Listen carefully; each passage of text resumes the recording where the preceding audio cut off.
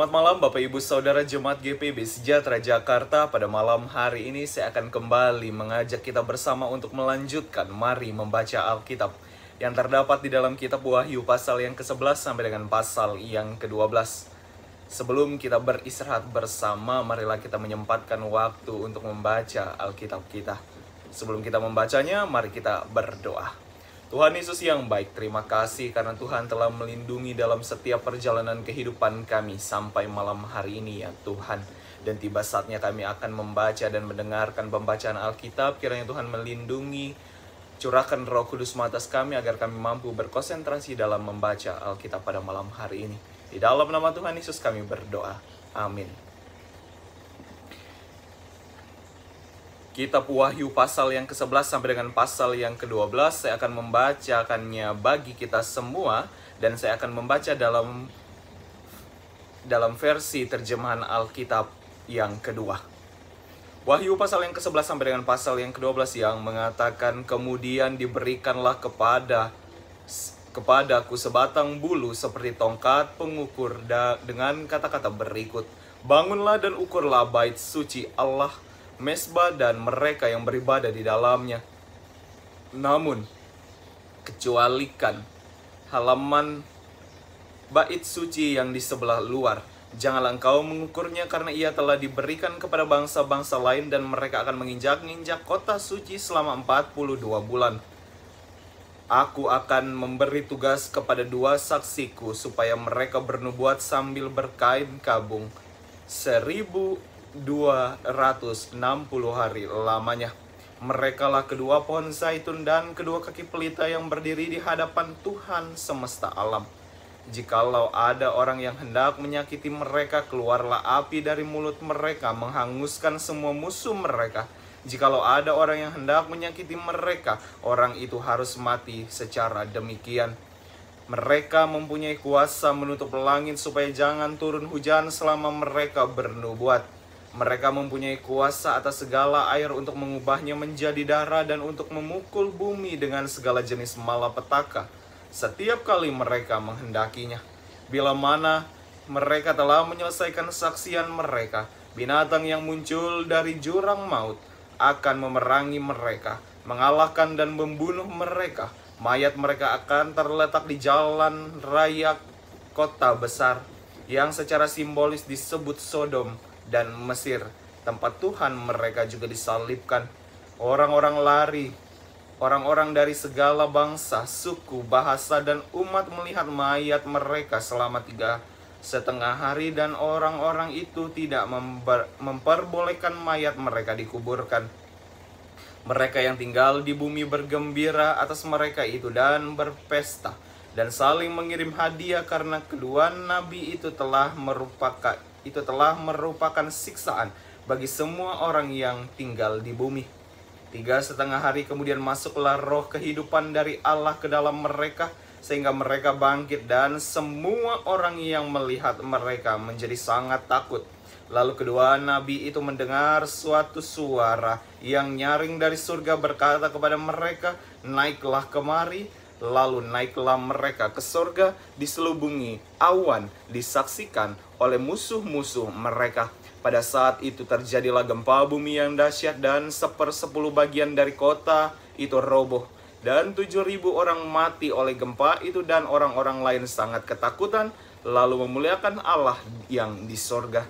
Celakalah yang kedua sudah lewat, lihatlah celaka yang ketiga segera menyusul. Lalu malaikat yang ke-7 meniup sangkakalanya, dan terdengarlah suara-suara nyaring di dalam surga, katanya, pemerintahan atas dunia dipegang oleh Tuhan kita dan Dia yang diurapinya, dan Ia akan memerintah sebagai raja sampai selama-lamanya. Ke-24 tua-tua yang duduk di hadapan Allah di atas tahta mereka sujud dan menyembah Allah sambil berkata, kami mengucap syukur kepadamu ya Tuhan Allah yang Maha Kuasa, yang ada dan yang sudah ada, karena Engkau telah memangku kuasa-Mu yang besar dan telah memulai memerintah sebagai raja. Semua bangsa telah marah, tetapi telah datang amarah-Mu, dan saat untuk menghakimi orang-orang mati dan untuk memberi upah kepada hamba-hambamu, nabi-nabi dan orang-orang kudus, dan kepada mereka yang takut akan namamu, kepada orang-orang kecil dan orang-orang besar, dan untuk membinasakan siapa saja yang membinasakan bumi. Lalu terbukalah bait suci Allah yang di surga, dan kelihatanlah tabut perjanjiannya di dalam bait suci itu, dan kilat pun memancar. Bunyi guruh menderu, dan terjadilah gempa bumi dan hujan es lebat. Pasal yang ke-12. Kemudian tampaklah suatu tanda besar di langit, seorang perempuan berselubungkan matahari dengan bulan di bawah kakinya, dan sebuah mahkota dari 12 bintang di atas kepalanya. Ia sedang mengandung dan berteriak dalam kesakitan dan dalam derita untuk melahirkan. Lalu tampaklah suatu tanda yang lain di langit, dan lihatlah seekor naga merah padam yang besar, berkepala 7 dan bertanduk 10, dan di atas kepalanya ada 7 mahkota. Ekornya menyeret sepertiga dari bintang-bintang di langit dan melemparkannya ke atas bumi. Lalu naga itu berdiri di hadapan perempuan yang hendak melahirkan itu untuk menelan anaknya. Segera sesudah perempuan itu melahirkannya, ia melahirkan seorang anak laki-laki, dan yang akan mengembalakan semua bangsa dengan tongkat besi. Namun anaknya itu dirampas dan dibawa kepada Allah dan ke tahtanya. Perempuan itu lari ke padang gurun, di mana telah disediakan suatu tempat baginya oleh Allah, supaya ia dipelihara di situ selama 1260 hari. Kemudian timbullah peperangan di surga. Mikael dan malaikat-malaikatnya berperang melawan naga itu. Naga itu berperang bersama malaikat-malaikatnya, tetapi mereka tidak dapat bertahan dan tidak dapat tempat lagi di surga. Dilemparkanlah naga besar itu, si ular tua yang disebut iblis atau Satan, yang menyesatkan seluruh dunia. Ia dilemparkan ke bumi, dan malaikat-malaikatnya dilemparkan bersama dia. Lalu aku mendengar suara yang nyaring di sorga berkata, sekarang telah tiba keselamatan dan kuasa dan pemerintahan Allah kita, dan kekuasaan Dia yang diurapinya, karena telah dilemparkan ke bawah pendakwa saudara-saudara kita yang mendakwa mereka siang dan malam di hadapan Allah kita. Mereka mengalahkan Dia oleh darah anak domba dan oleh perkataan kesaksian mereka, karena mereka tidak mengasihi nyawa mereka sampai harus menghadapi maut. Karena itu bersukacitalah hai surga dan kamu yang tinggal di dalamnya. Celakalah kamu hai bumi dan laut, karena iblis telah turun kepadamu dalam geramnya yang dahsyat. Karena ia tahu bahwa waktunya sudah dekat. Ketika naga itu sadar bahwa ia telah dilemparkan ke bumi, ia memburu perempuan yang melahirkan anak laki-laki itu.